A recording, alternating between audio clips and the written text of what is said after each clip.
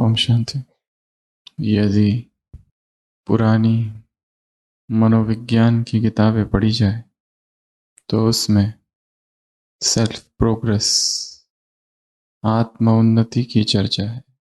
कुछ और आगे जाओ, मध्यकालीन मनोविज्ञान, उसमें सेल्फ स्टीम, सेल्फ रिस्पेक्ट, स्वमान की चर्चा है।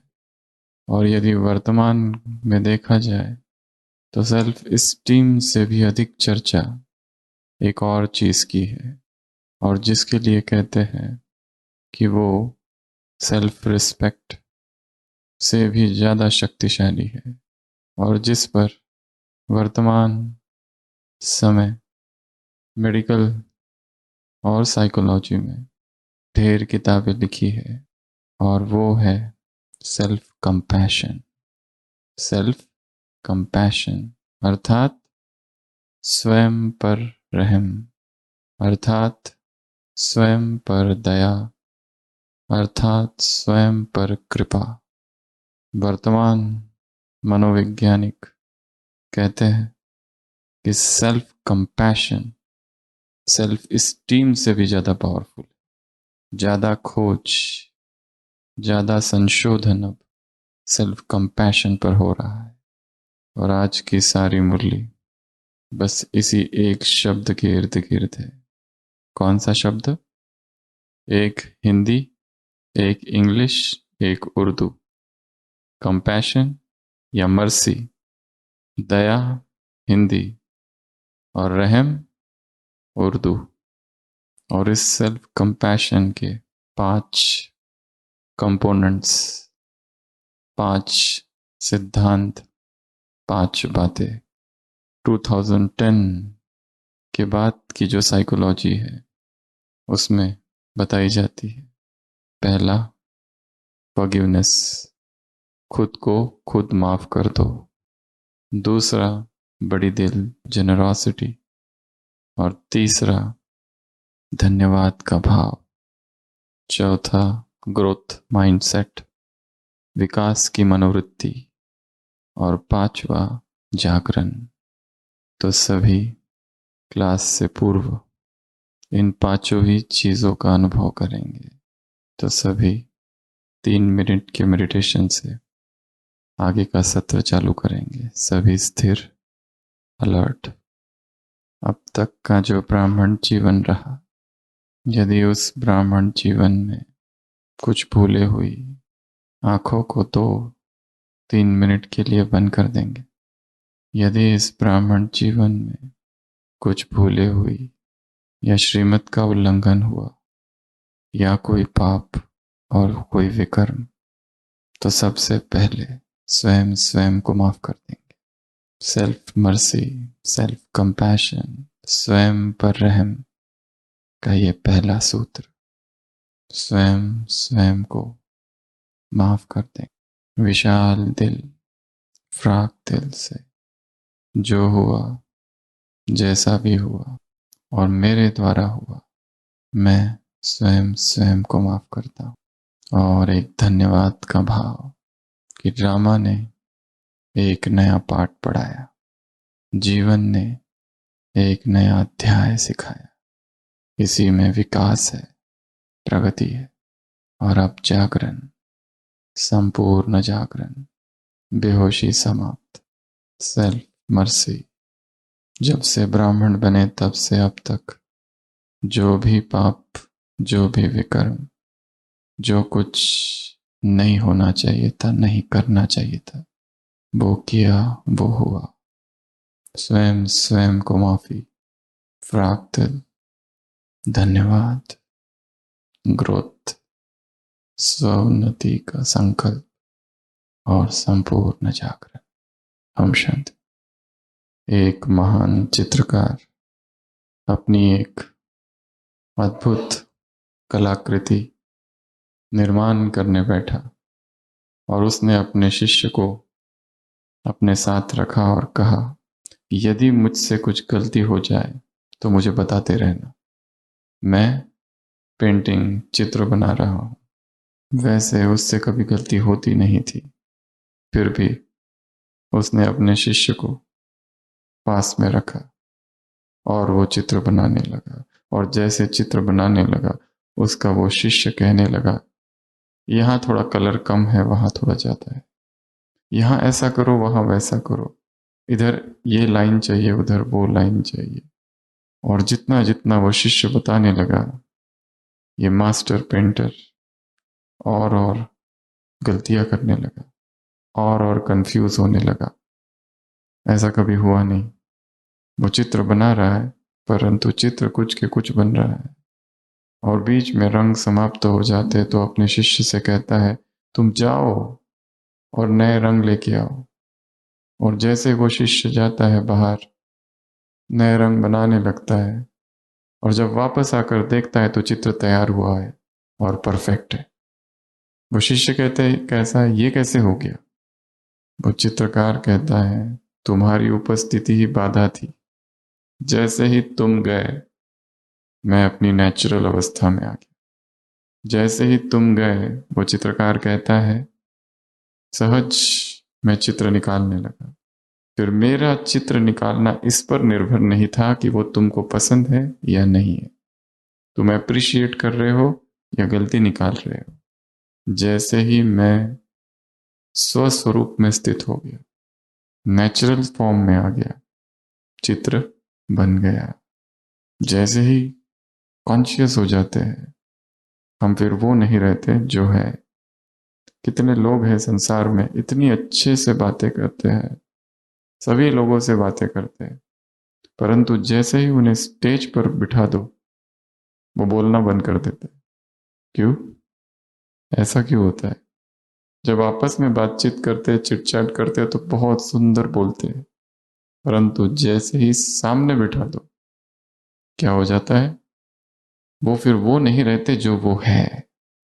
आंखें घूर रही है, व्यक्ति फिर वो होना चाहता है जो वो नहीं है। जैसे ही नेचुरल फॉर्म से हम बाहर आते हैं, गलतियां होती है।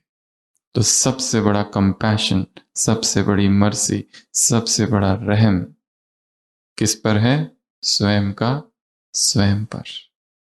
और जो अभी 5 सिद्धांत बताए, रोज अमृत वेला, इस पर काम करना है।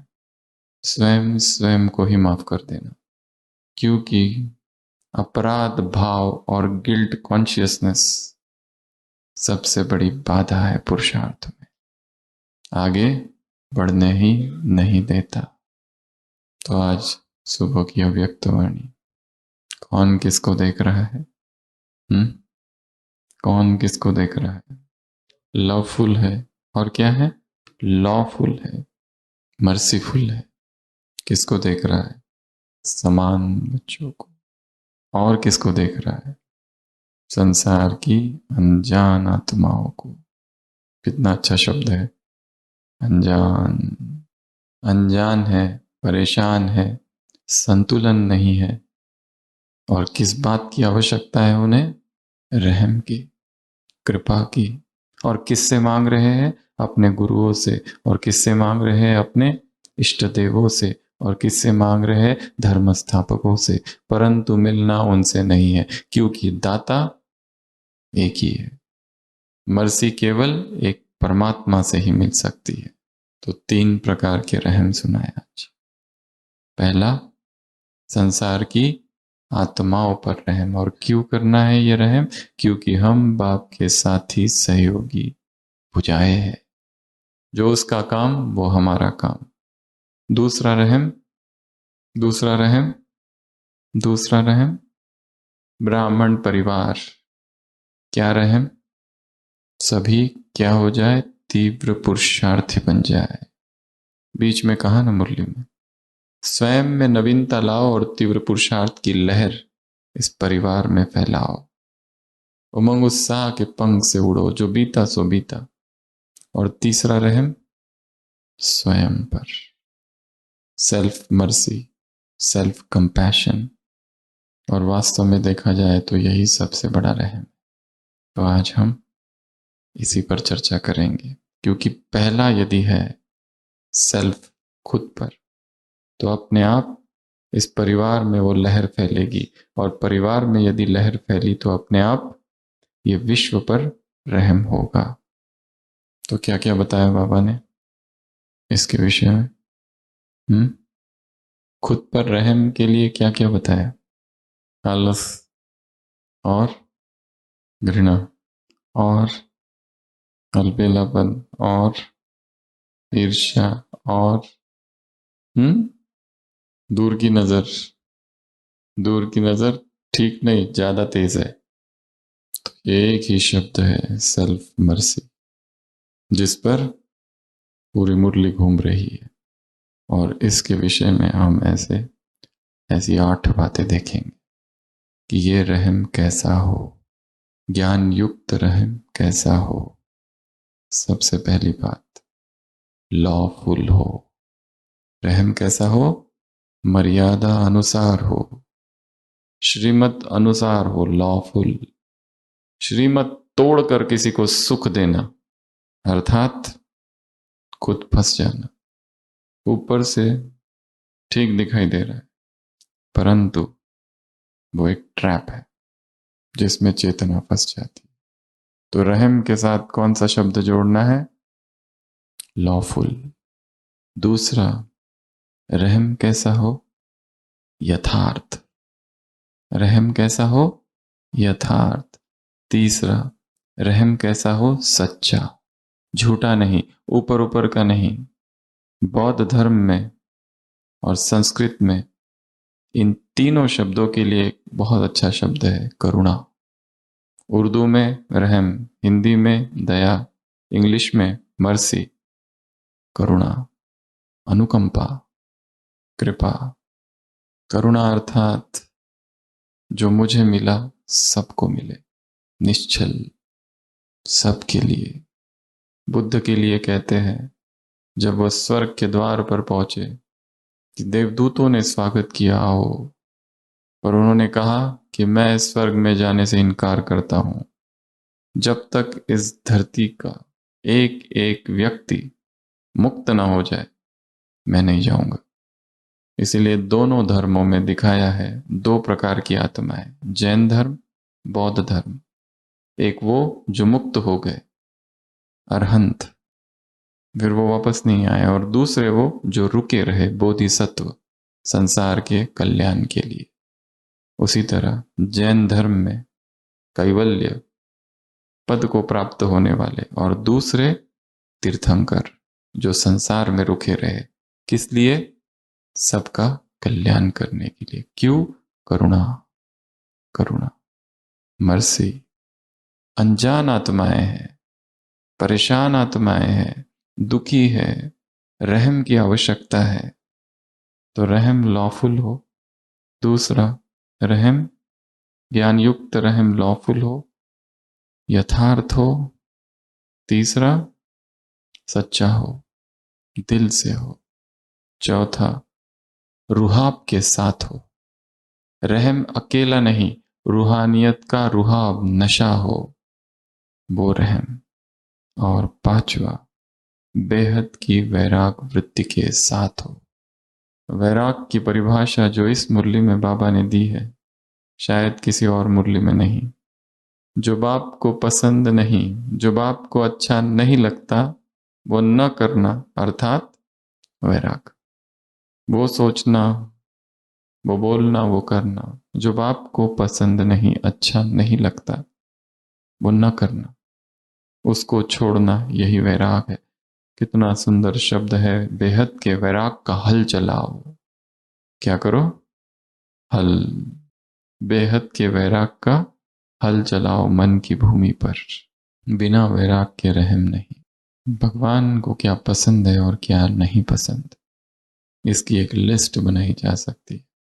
Likes and dislikes of god. बाबा को क्या पसंद नहीं है? क्या पसंद नहीं है उसे?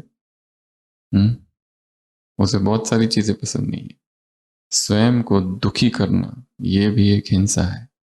दूसरों को दुख देना, वो तो है ही, परंतु खुद को दुखी ठहर, स्वयं स्वयं के साथ अत्याचार करना, अपराध भाव में रहना, मेरे से पाप हुआ है, पाप हुआ है, पाप हुआ है। याद का आधार प्यार, प्यार का आधार संबंध। उसको बुद्धि में इमर्ज रखो, वरदान, तो खुशी रहेगी। दुखी हो जाना ये बाप को पसंद नहीं, रोना ये बाप को पसंद नहीं। अगला तो बेहद की वैराग वृत्ति। अगला खुद पर रहम अर्थात चार बातों से किनारा। सबसे पहला ईर्ष्या, फिर द्वेष, अलबेलापन, और चौथा ईर्ष्या, घृणा, अलबेलापन, और चौथा प्रभावित करना या प्रभावित होना, दोनों चीजें। इसका बहुत विस्तार किया है बाबा ने। किसी और से प्रभावित होना, किस बात से? किसी के गुणों से, किसी की विशेषताओं से, किसी की सेवा से, किसी के सहयोग से, किसी के नाम से, किसी के रूप से। क्योंकि प्रभावित होने के बाद नेक्स्ट स्टेप क्या है? उसमें अटकते हैं, और जो अटका हुआ है वो उड़ नहीं सकता। जैसे दिखाया है, कोई कहता है वो है चांद, और उस उंगली को ही पकड़ लिया जाए चांद समझकर। चांद ये उंगली नहीं है, वो है। निमित्त आत्मा कभी ये नहीं कहती कि मेरी श्रीमत है, वो श्रीमत की स्मृति दिलाती है बस। और यदि उसमें कोई गुण है भी तो वो किसने दिया, उसका चिंतन। एक है प्रभावित होना, और दूसरा है दूसरों को प्रभावित करना, या स्वयं से ही प्रभावित हो जाना। मैं क्या हूं? मेरा ज्ञान बहुत स्पष्ट है, मेरी बुद्धि प्लानिंग बुद्धि है, इन्वेंटर बुद्धि है, सेवा बहुत अच्छी कर सकता हूं, मेरे जैसी सेवा कोई दूसरा नहीं कर सकता। स्वयं स्वयं के ही प्रभाव में है, स्वयं स्वयं से ही भ्रमित है। और ये भी किस लिए? दूसरों पर प्रभाव डालने के लिए। इससे मुक्त होना अर्थात स्वयं पर रहम करना। ईर्ष्या से मुक्त होना अर्थात स्वयं स्वयं पर रहम। घृणा से मुक्त होना अर्थात स्वयं पर रहम करना।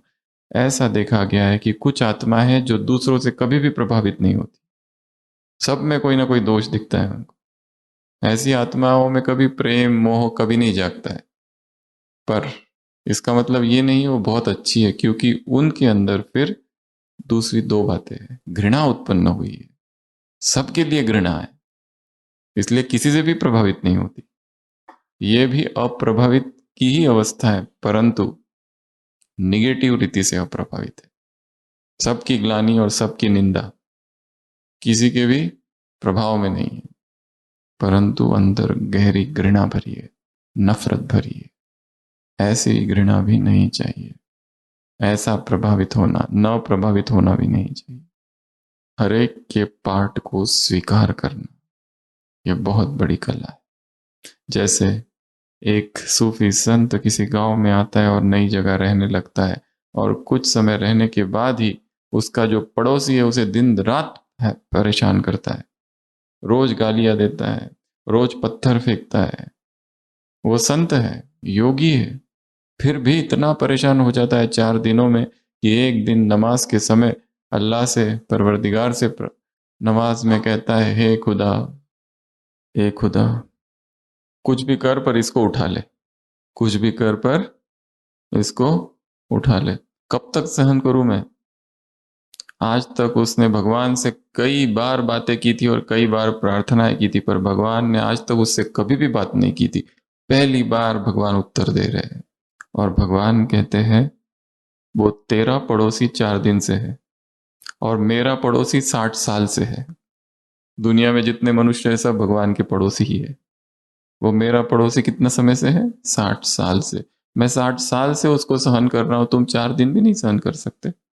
एकदम से जागरण आता है कि हर आत्मा को वैसे ही स्वीकार करना है जैसे वो है, उसके सारे अवगुणों के साथ। क्योंकि इस समय यही सच्चाई है, क्योंकि इस समय यही उसका पार्ट है। निंदा करने का और ग्लानि करने का, या ईर्ष्या करने का और घृणा करने का, या आलस का और अलबेलेपन का, या बेहोशी का, जो भी है स्वीकार। तो ही हम स्थिर रह सकेंगे। तो रहम दिल की छठवीं बात, इन चारों ही चीजों से किनारा। किसी के प्रति भी ईर्ष्या नहीं। किससे ईर्ष्या करे? हर एक को वो मिल रहा है जो उसे मिलना चाहिए, भाग्य से ज्यादा और समय से पहले। किसने कुछ भी नहीं पाया है। यदि किसी को मिल रहा है तो उसके जन्म जन्म की वो साधना होगी। संसार में लोग साधनाएं करते हैं, अघोरी साधनाएं करते हैं। ऐसे ही एक व्यक्ति किसी जंगल में बैठकर कई सालों से साधना कर रहा था। घने जंगल में देवी की साधना, चामुंडा की साधना, सब खोपड़ी और क्या क्या क्या क्या सब कुछ रखा हुआ था। और साधना करते करते वो मगन हो जाता था। और एक दिन उसी जंगल में एक नया व्यक्ति आ जाता है। रात होती है इसलिए झाड़ पर चढ़कर बैठ जाता है, पर देखता है सामने वाले झाड़ के नीचे ही वो व्यक्ति साधना कर रहा है। और अचानक शेर आ जाता है और जो व्यक्ति साधना कर रहा है उस पर आक्रमण करता है और उसे मार देता है। और ये व्यक्ति सुबह उठता है, वो कहता है मैं भी थोड़ी बैठ के पूजा कर लेता हूँ। और बैठ के पूजा करता ही है तो तुरंत देवी प्रकट हो जाती है। देवी से पूछता है मैंने कुछ भी प्रार्थना नहीं की, कोई साधना नहीं की, फिर भी? और वो व्यक्ति जो दिन रात कई सालों से साधना करता था, उसे कुछ नहीं मिला, मुझे मिल गए। वो देवी कहती है ये तुम्हारे किसी और जन्म का पुण्य है जो तुझे मेरे दर्शन हो गए। तुमने इस जन्म में कोई साधना नहीं की। तो यदि किसी को दिख रहा है, अचानक किसी को कुछ मिल गया, अचानक किसी को कुछ नहीं मिलता, हर एक का पाठ अपना अपना। किससे ईर्ष्या करे और किससे द्वेष करे और किससे घृणा करे? हर एक को वही मिल रहा है जो उसे मिलना चाहिए। जन जन का उसका पुण्य है या पाप, उस अनुसार ही उसे मिल रहा है। तो खुद पर रहम, अर्थात इस कंपटीशन से बाहर, ना द्वेष, ना घृणा, ना ईर्ष्या। और तीसरा कौन सा बताया था? चौथा, केयरलेसनेस, आलस, अलबेलापन। अलबेलेपन से स्वयं को उठाना, ये खुद पर रहम करना है। तो ये चार बातें। उसके बाद स्वयं पर कृपा करना, अर्थात त्रिकालदर्शी। सातवां, त्रिकालदर्शी। हर कर्म सोच समझ के करना, भविष्य में इसका क्या परिणाम होगा ये भी देख लेना, फिर ही करना। करना और फिर पश्चाताप करना, इसमें सीखना तो होता है परंतु टाइम वेस्ट होता है। और लास्ट, आठवां, 3 सर्टिफिकेट। कौन से? पहला सर्टिफिकेट खुद से। सबसे जल्दी से कौन सा सर्टिफिकेट मिलता है तीनों में से? खुद से या बाबा से? बाबा से। दूसरा खुद से। और तीसरा जो सबसे मुश्किल है, पिछले संडे भी था ये, परिवार वाले देने को तैयार नहीं है।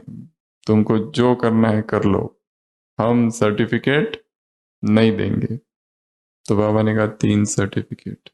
ये 3 सर्टिफिकेट मिलेंगे तो ही माला में पिरोए जाएंगे। बाबा माला पिरोने बैठता है परंतु रुक जाता है, मन के गिर जाते हैं। क्या करे?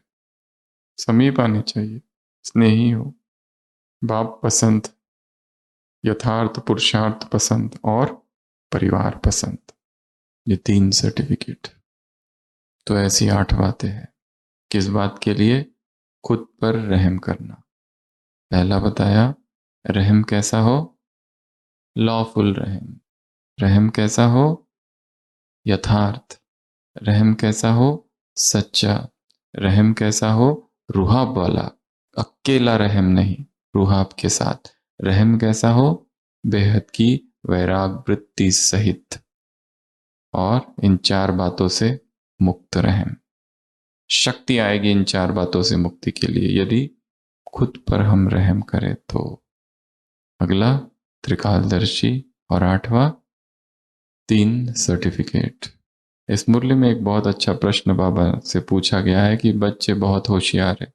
बाबा से कहते हैं कि हम क्या करें? उसने गुस्सा किया इसलिए मैंने गुस्सा किया, वो गलती कर रहा था इसलिए मैंने गुस्सा किया, वो फेल हो रहा था तो तुम भी क्या हो गए?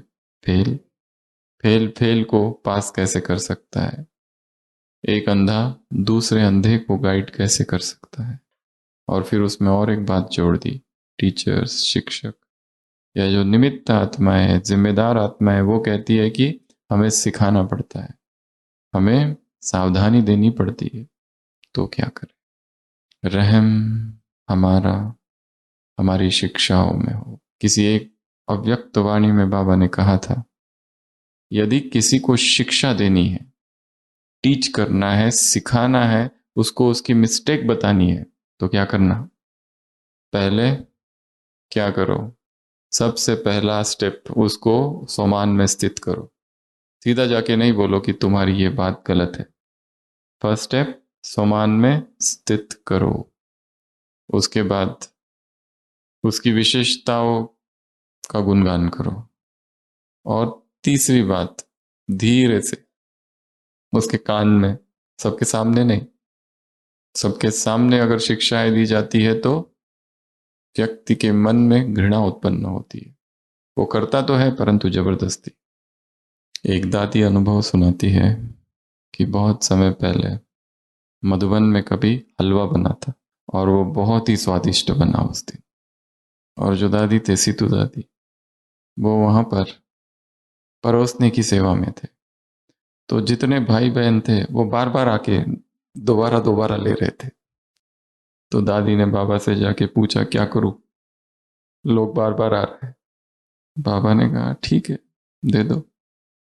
रात्रि क्लास हिस्ट्री हॉल में होती थी। तब बाबा ने क्लास में मम्मा से कहा कि मम्मा, आज हलवा बहुत ही स्वादिष्ट बना था। और बाबा को भी दोबारा लेने की इच्छा हुई थी, पर बाबा ने नहीं लिया, क्योंकि अगर बाबा लेते तो मुझे सब लोग फॉलो करते। शिक्षा देने का ये भी एक तरीका है, अ मेथड, इनडायरेक्ट। सीधा अगर किसको कहो कि नहीं मिलेगा तुमको, तो क्या करेगा वो? कहीं और मार्ग ढूंढेगा। तो पहला, सम्मान देना, विशेषताओं का गुणगान करना, और फिर उसे शिक्षा देना। वो भी किस भाव के साथ? रहम, रहम भाव के साथ शिक्षा देना। किसी को हर्ट करने का ही यदि इंटेंशन है तो वास्तव में शिक्षा देना है ही नहीं। किसी को डांटना ही इंटेंशन है तो वो वास्तव में शिक्षा नहीं दे रहा है, क्योंकि मूल मंशा ही कुटिल है, आसुरी है। तो अगर वो गलती करता है तो हम ना करें। इसलिए एक अच्छा सिद्धांत है, चुप रह जाना। बहुत कुछ होते रहेगा, हजारों चीजें होती रहेगी। जहां कोई भी संगठन है वहां कुछ ना कुछ बातें तो होगी ही। आज ये हुआ, कल वो हुआ, इसने ये कहा, उसने वो कहा। कोई ना कोई किसी ना किसी के बारे में कुछ ना कुछ जरूर कहे। हमारी प्रतिक्रिया क्या हो? मौन, चुप। ये चुप बहुत सारी चीजों से छुड़ा देगा। यदि तलवार लेकर युद्ध करने बैठे तो क्या होगा? उसने कुछ बोला, तुमने क्रोध किया, वो भी फेल, तुम भी fail. Self mercy, self compassion, खुद पर रहम करना है। ये कॉन्सेप्ट, जैसे कहा शुरुआत में, मनोविज्ञान में आ रहा है। कितनी किताबें लिखी गई है ये एक शब्द पर, सेल्फ कंपैशन। खुद को माफ कर दो। माना तुमसे बहुत बड़ी गलती हुई, माफ कर दो।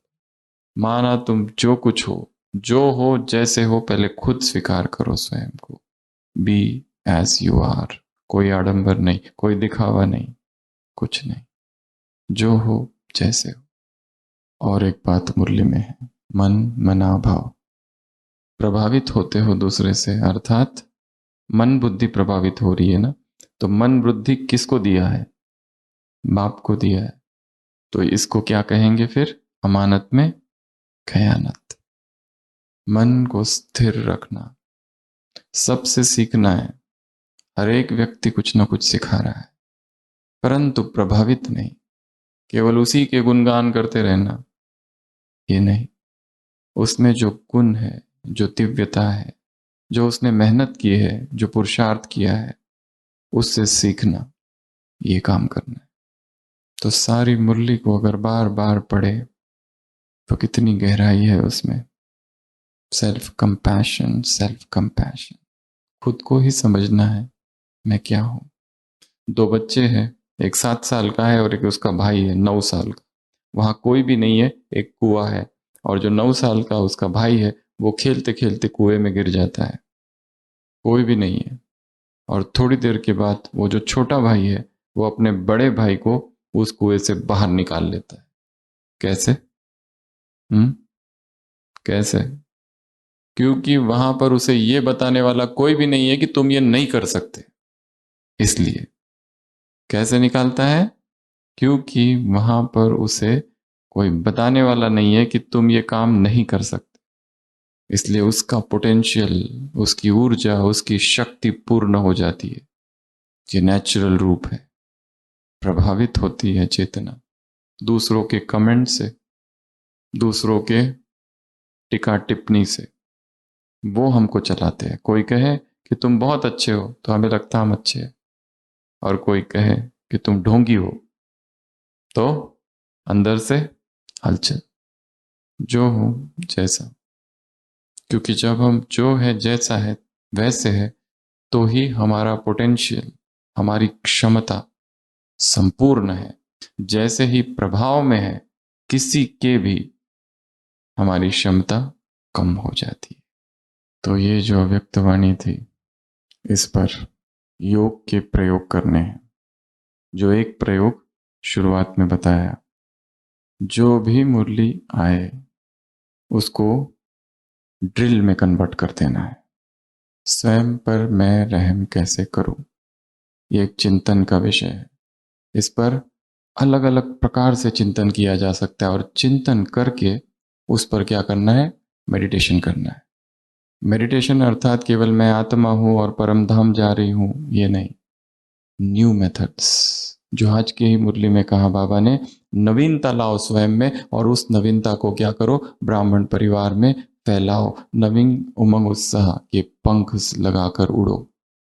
ड्रिल्स बनानी है, नई नई ड्रिल्स, सेल्फ कंपैशन की ड्रिल्स। क्योंकि आत्मा को सबसे गहरी चोट जो लगी है वो है इस जीवन में हुए हुए विकार और विकर्मों की वजह से। जो अज्ञान काल में हुआ वो किसी को भी याद नहीं है, अगर है भी तो हमने अपने आप को कब का माफ कर दिया है। परंतु ज्ञानी बनने के बाद, मधुबन में कितनी भट्टियां करने के बाद, और इतनी सेवाओं के बाद भी हमसे कोई ना कोई विकर्म हुआ है, तो जरूर कुछ ना कुछ है। कोई गिल्ट कॉन्शियसनेस है जो हमें खींच की है और पकड़े हुए है। जब तक हम अपने आप को इस अपराध भाव से मुक्त नहीं करते, तब तक उन्नति हो नहीं सकती। तो क्या करें? जो अपने आप को इस अपराध भाव से मुक्त करे, क्या किया जाए? आप बताएंगे क्या करें? क्या करें? हुआ, नहीं होना चाहिए था पर हो गया, अब क्या? सबसे पहला तो जो है पूरा के पूरा उसको सुना दो। एक बार अमृत वेला अपनी संपूर्ण जीवन कहानी बाबा के सामने सुना दो। तो कल अमृत वेला सभी ये काम करेंगे। फर्स्ट स्टेप क्या? जो कुछ भी हुआ, जैसा भी हुआ, वैसे के वैसे उसको सुना दो। ये first step. Second, second step, second step, उसकी शरण जाना। भक्ति का शब्द है शरणागति, परंतु समर्पण कर देना। अब तुम मार्ग बताओ क्या किया जाए। ये सेकंड स्टेप। थर्ड स्टेप, संकल्प। कौन सा संकल्प? दोबारा इस गलती को रिपीट न करने का। और रोज फिर इस संकल्प को रिवाइज करते रहेंगे। क्यों रिवाइज करेंगे? क्योंकि कुछ समय के बाद जो गलतियां हमने की है हम भूल जाते हैं, और फिर से वो गलती करते हैं। एक आध मास के बाद विस्मृति हो जाती है, क्योंकि इतनी सारी बातें बीच में आ गई। इसलिए नई बातें तो रिवाइज करेंगे। और क्या करेंगे? ये जो अपराध भाव है, जो होना नहीं चाहिए था और हो गया, उससे मुक्त होना है। क्या करेंगे? यदि कोई निमित्त आत्मा है और हमें उस पर विश्वास है तो उसको भी सुनाया जा सकता है, परंतु एक मुरली में बाबा ने कहा कि यदि तुम्हें विश्वास है तो ही सुनाओ, यदि नहीं है तो डायरेक्ट बाप को सुनाओ बस, और किसी को नहीं सुनाओ। और क्या करेंगे? क्योंकि जब तक ये अपराध भाव नहीं निकलता, उन्नति नहीं हो सकती, खींचेगा कोई ना कोई पीछे। नए संकल्प और नई प्लानिंग बनानी, ताकि वो गलती ना हो। केवल संकल्प करने से नहीं होता है, वो गलती हुई, उसके कुछ कारण है, अब वो दोबारा ना हो, इसकी क्या हो? एक ठोस प्लानिंग। वो कुछ भी हो सकती है, वो डाइट की गलती हो सकती है, जो गलत लिया और शरीर बीमार पड़ा, अब उसकी प्लानिंग बनानी पड़ेगी।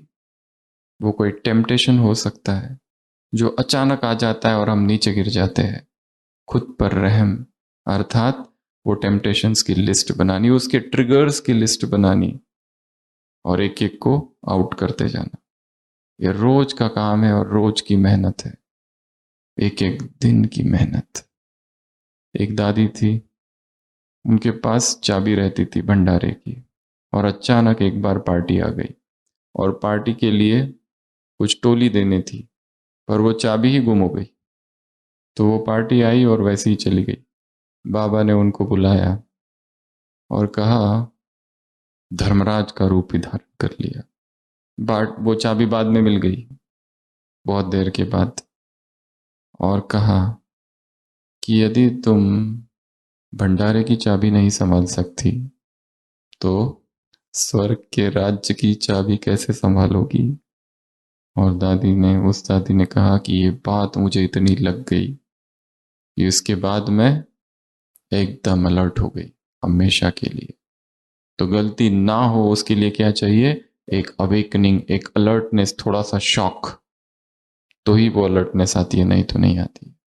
तो अपने ऊपर रहम करना, अर्थात स्वयं को उठाना, स्व की उन्नति करना, स्वयं को समान में स्थित करना, गलतियां ना करना, अपनी कमजोरियों से मुक्त होना। मुरली में और दो शब्द और है, मैं कौन हूं? श्रेष्ठ श्रेष्ठ श्रेष्ठ बाप की आत्मा हूं, बाप की संतान हूं, और श्रेष्ठ लक्ष्यधारी हूं, श्रेष्ठ संस्कार समान में स्थित हूं।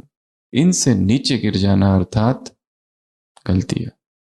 भगवान से रहम मांगना बंद, स्वयं स्वयं पर रहम, स्वयं स्वयं पर कृपा, स्वयं स्वयं को आशीर्वाद देना। कुछ दिनों पहले एक स्लोगन था, खुद का टीचर खुद ही बन जाओ। ये रियल काम है जो हम सबको करना है, क्योंकि हम सब कुछ ना कुछ सारे दिन की व्यस्त दिनचर्या में कुछ ना कुछ गलतियां तो होती है। तो उन सबको समेट कर अपने ऊपर रहम, ये रहम ही विश्व के ऊपर रहम है। ऐसे कैसे? श्रेष्ठ रहम दिल आत्माओं को, ऐसे बताते जाओ। सदा प्रसन्न रहने वाले, प्रश्न से पार रहने वाली आत्माओं को, ऐसे। तीन, तीन या चार, ईर्षा से मुक्त, अलबेलापन से मुक्त, घृणा से मुक्त और प्रभावित होने से मुक्त, ऐसे तीन सर्टिफिकेट लेने वाली आत्माओं को, ऐसे त्रिमूर्ति बाप के साथ तीन संबंध जोड़ने वाली आत्माओं को, ऐसे माला में पिरोने वाली आत्माओं को, ऐसे मनमाना भाव स्थिति में स्थित रहने वाली आत्माओं को, ऐसे तुम्ही से खाऊं, तुम्ही से बैठूं, तुम्ही से सोऊं, तुम्ही संकर्म करूं, तुम्ही संकर्म योगी बनूं आत्माओं को, ऐसे लवफुल लॉफुल आत्माओं को, ऐसे ऐसे रुहाब रहम के साथ रुहाब वाली आत्माओं को, ऐसे उमंग उत्साह वाली आत्माओं को, ऐसे स्वयं में नवीनता लाने वाली आत्माओं को, ऐसे कुल दीपक आत्माओं को, ऐसे इन्वेंटर बुद्धि, प्लानिंग बुद्धि का अहंकार न रखने वाली आत्माओं को ऐसे उड़ती कला वाली आत्माओं को, ऐसे प्रभावित ना होने वाली आत्माओं को, किसी से भी प्रभावित ना होने वाली आत्माओं को, और किसी के बहकावे में भी आने वाली ना आत्माओं को। जैसे एक व्यक्ति दुकान पर जाता है, कहता है बासमती चावल देना, वो दुकानदार देता है, वो सूंघ के कस्टमर कहता है कि इसकी तो बास ही नहीं आ रही है, तो दुकानदार कहता है आरटीपीसीआर करा लो, फिर वो कहता है नहीं नहीं अभी आ रही है, दे दो 5 किलो। तो ऐसी, जो बाप को अच्छा लगता है वही करना, और जो बाप को अच्छा न लगता वो न करने वाली, ऐसे बेहद की वैराग वृत्ति वाली आत्माओं को, बेहद का हल चलाने वैराग का हल चलाने वाली आत्माओं को, रहम दृष्टि की पुकार सुनने वाली आत्माओं को, ऐसे निकट दृष्टि को ठीक करना है, दूर की बहुत तेज है, दूसरों के दोष देखने वाली, तो स्वयं के दोष देखने वाली आत्माओं को ऐसे, हो गया मन मना भाव, ऐसे अनजान आत्माओं के प्रति भी रहम दिल, बाप के साथी सहयोगी और भुजाओं को, और ढेर सारे सम्मान वाली आत्माओं को बाप दादा का याद प्यार, गुड नाइट और नमस्ते।